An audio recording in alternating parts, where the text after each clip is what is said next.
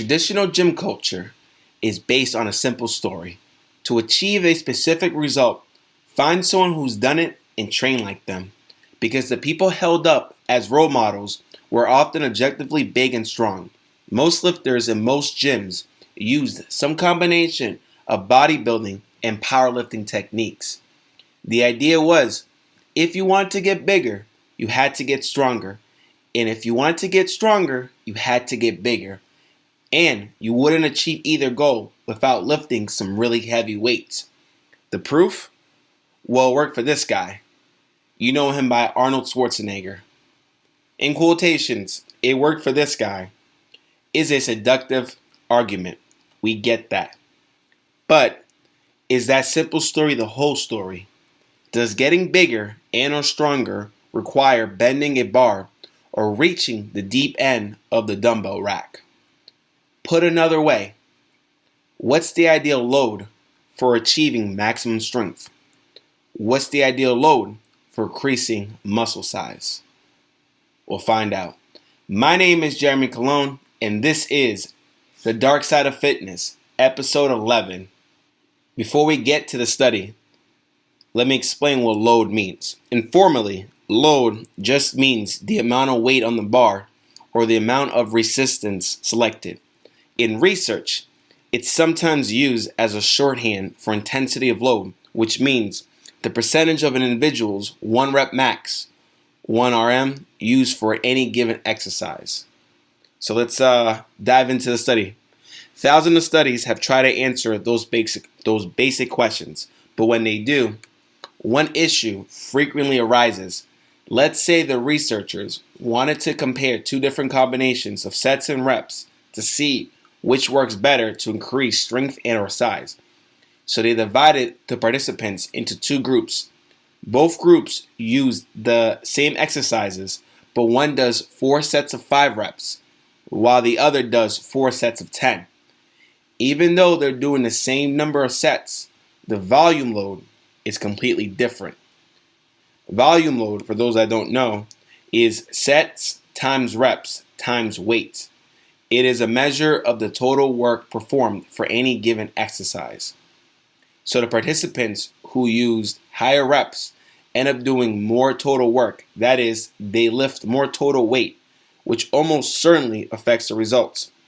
But a new research review attempts to solve this issue and provide a clearer picture of what's really going on. How the study worked. The study's author conducted a systematic review and a meta-analysis. Systematic review collects data from studies that try to answer the same question in different ways. The goal is to use transparent and repeatable analytical methods to come up with the best answer to the question. Meta-analysis involves taking the results of many different scientific studies and using some statistical sorcery to figure out what the overall trend or conclusion of the research together might be. It's essentially like finally putting all the pieces of the puzzle together to see what the full picture really is. The studies compared the effects of different loads on muscle strength and size while equating volume loads. The 20 studies they selected included a total of 480 participants. 14 used only male participants, 3 used females, and 3 included both. Here's how the researchers characterized load levels at the graph above.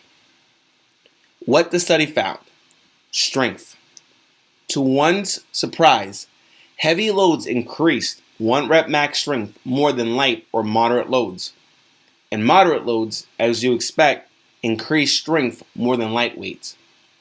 This finding was true for upper body exercises. Bench press, bicep curls, and tricep extensions were the most common, as well as those for the lower body, usually leg extensions and or leg presses. Only 3 studies use squats. Hypertrophy. This is where it gets interesting. As long as volume load is the same, it doesn't seem to matter how much weight someone uses. In fact, just one study included in this review showed that training with heavier weights was clearly better for hypertrophy than using lighter loads. The study, published in 2002, included young male participants who were previously untrained. Details you don't want to miss. Only 2 of the 20 studies used resistance-trained participants, which means they had worked out continuously for at least 6 months prior to the study.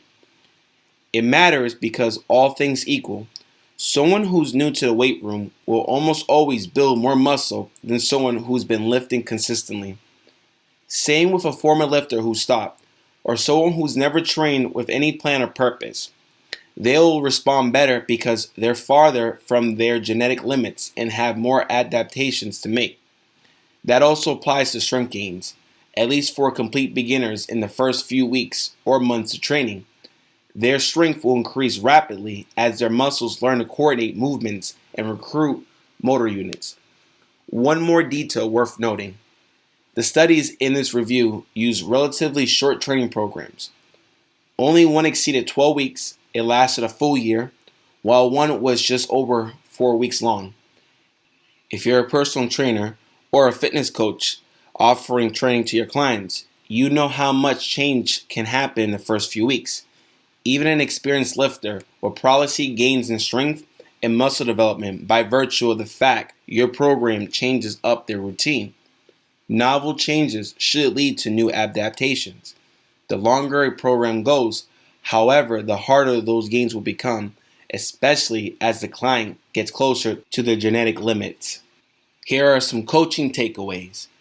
Number 1, training to failure doesn't seem to make a difference. In gym culture, it's pretty much an article of faith that hard work is rewarded. That's why the classic image of a serious lifter is someone with a strained expression and bulging forehead veins.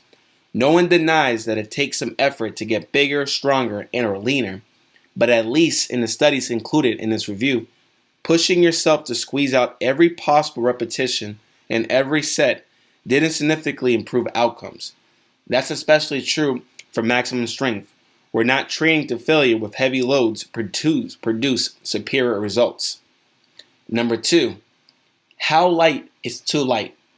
It's surprisingly hard to say.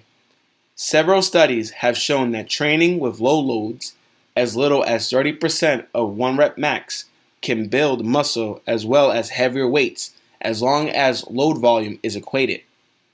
Below that, it's anyone's guess. There's very little research comparing extremely light weights with equivalent load volumes of heavier weights. One thing we do know, the lower the load, the more tedious it is to do enough reps to build muscle. As the authors of the current study note, doing so induces greater perceived effort, discomfort, and discontent compared to training with higher loads.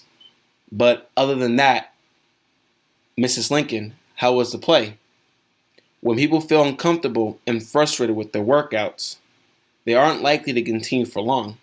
Keep in mind though, individual preferences and experience will vary.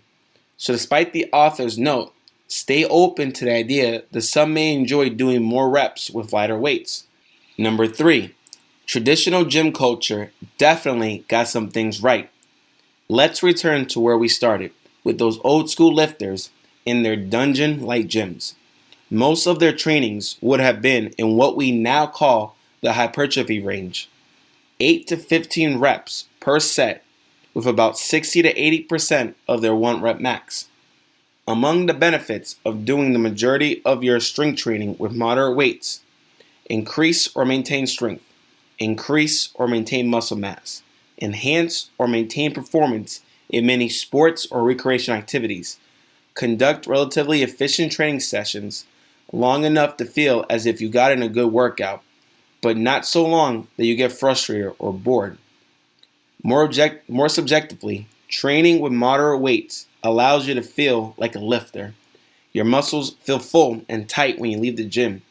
You feel more strong and confident over time, which makes you want to stand a little taller. Or maybe that's just us. Thank you for getting to this part of the video. If you are enjoying this type of content, please like, subscribe, and comment, or share it honestly with someone who could benefit.